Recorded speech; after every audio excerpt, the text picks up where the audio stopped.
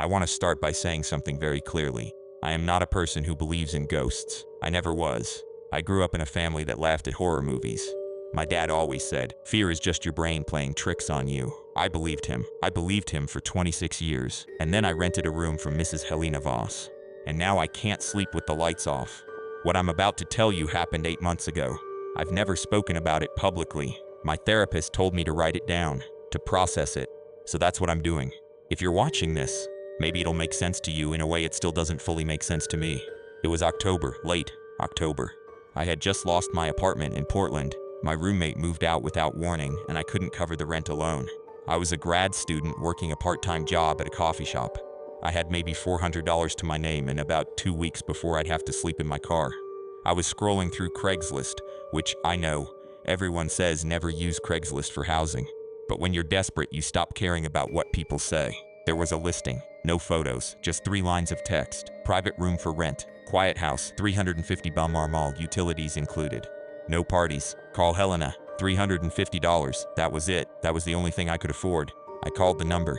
An old woman answered on the first ring. Her voice was, I don't know how to describe it, like a voice from a different era. Very precise, very formal. She said, "The room is ready. You may come see it today if you wish. I prefer mornings, no questions. No background check, no mention of references. Just, come see it." Something in the back of my head said don't go. But I was 26, broke and desperate. So I went.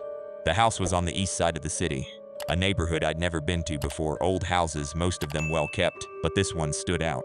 Not because it was run down, it wasn't. It was actually beautiful in a strange, preserved way.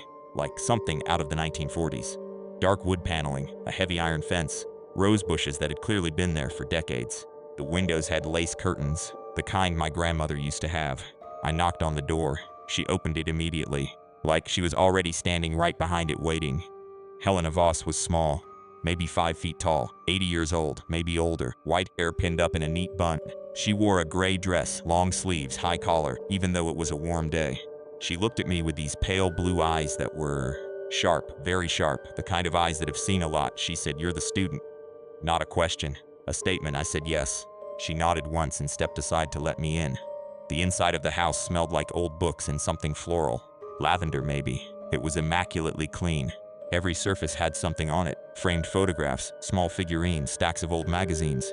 But it didn't feel cluttered. It felt curated, like a museum. She led me down a hallway to a door at the far end. She opened it and said, "This is your room." It was a good room. Single bed, desk, window that looked out onto the backyard garden. Clean, simple, quiet. For $350 a month, it was perfect. I said I'd take it. She nodded again, handed me a key, an actual old metal key, not a modern one, and said, "There is one rule. Do not come into the east wing after 9 o'clock at night." I asked her why. She said, "Because that is where I sleep, and I am a very light sleeper." Reasonable enough. I moved in that weekend. The first week was fine, better than fine, actually. Helena was quiet. I rarely saw her. She left a small breakfast on the kitchen table each morning. Toast, a boiled egg, orange juice, and I assumed she made it before I woke up. I ate it because I was broke and it was kind. She didn't ask me anything about my life. She didn't make small talk. She didn't watch television. In the evenings, she sat in the living room with a book under a lamp, and sometimes I'd see the light under the door as I passed on my way to my room. It was strange, but I told myself, she's old, she's private, leave her alone. But on day 8, something shifted. I came home late from a study session, around 11 p.m., and as I walked down the hallway to my room, I heard something from the east wing. Music. Very faint. Old music. Like a radio playing a song from the 1930s or 40s. Crackling and distant, something with a piano. I stopped walking, listened. Then it stopped, cut off suddenly, mid-note. I stood there in the dark hallway for a long moment. Then I went to my room and told myself I was tired and imagining things. The next night, same thing. Around 11:15, music, faint, crackling, then silence. On the third night, I pressed my ear to the wall in my room. My room shared a wall with the east wing, and I heard it again. But this time, underneath the music, I heard something else. Breathing, slow, labored breathing, like someone very old or very sick, struggling with each breath. I assumed it was Helena. Asleep, maybe snoring. Old houses carry sound in strange ways. I talked myself down, went to sleep, but that's when the dream started. Every night after that, I had the same dream. I was standing in the hallway of the house. It was dark, the middle of the night, and I was walking toward the east wing. I didn't want to walk there.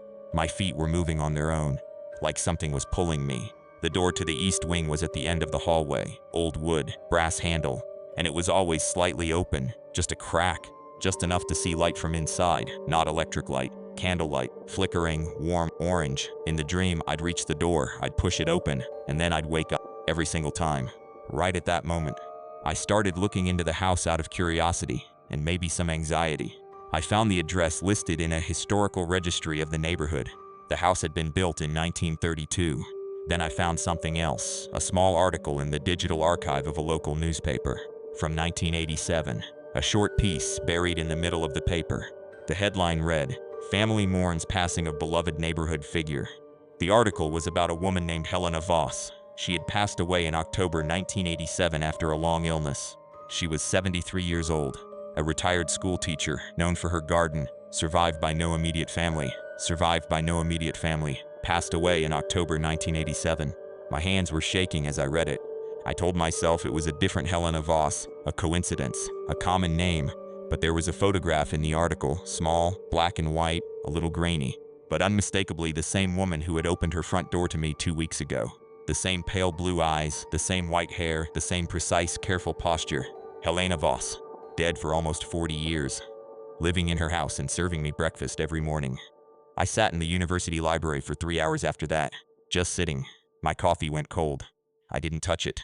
People talk about moments of pure, clean fear like it's exciting, like your heart races and your adrenaline kicks in and you feel alive. That's not what it felt like.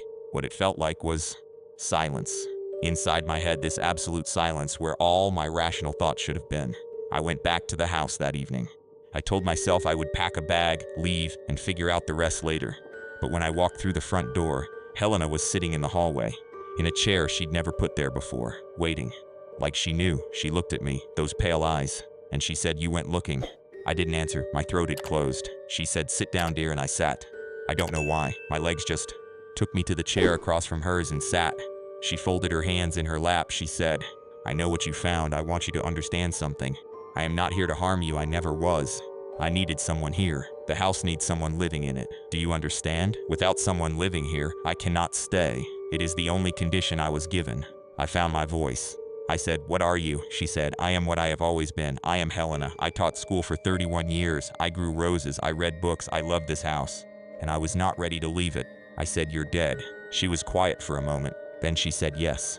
But that does not always mean what people think it means." I asked her about the music at night. "The breathing," she said.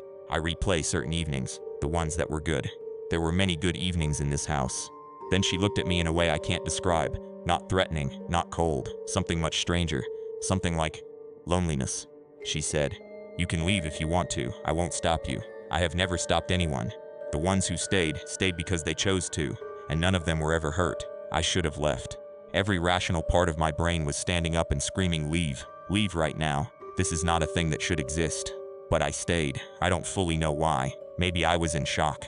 Maybe it was the loneliness in her eyes, something I recognized. Maybe I was 26 and broke and had nowhere else to go. I told myself 1 more week. I'd get my next paycheck, find a new place, then leave. But over that week, something strange happened. Not terrifying, just strange. I started learning things about Helena.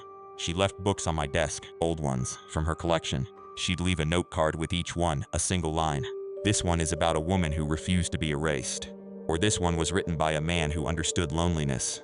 She had lived alone in that house since 1961. Her husband had died young. She never remarried. She taught school, she kept her garden, she read her books. She said she had loved her life. She had just not been ready for it to end. On my last night before I'd found a new place, I'd finally scraped together enough for a deposit. I sat with her in the living room. She was under her lamp with her book. I was at the desk grading practice essays for a TA position I'd just gotten. It was ordinary, completely ordinary. At 9 o'clock, she closed her book, stood up and said, "Good night." She walked toward the east wing. Then she stopped at the hallway and turned back. She said, "Thank you for staying. It has been a long time since someone stayed." I didn't know what to say. I said, "Thank you for the books." She smiled. The first time I had ever seen her smile. Then she walked down the hall and the door closed softly behind her. I heard the music start a few minutes later, faint and crackling. Someone playing piano in 1947. And it played, unhurried and quiet, until I fell asleep. I moved out the next Saturday. I didn't tell anyone what had happened for months. Who would believe me?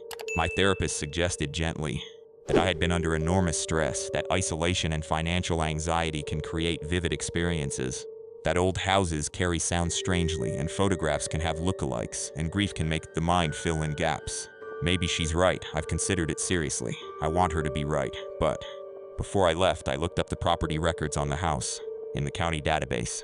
The listed owner of record, unchanged since 1959, is Helena Voss, and the most recent record of taxes being paid on that property, last year, March, paid in full. I don't know what that means. I don't know what any of it means. I know what I saw. I know what she said to me. I know I sat in that living room and read while a dead woman read beside me, and I was not afraid. Maybe that's the strangest part of all.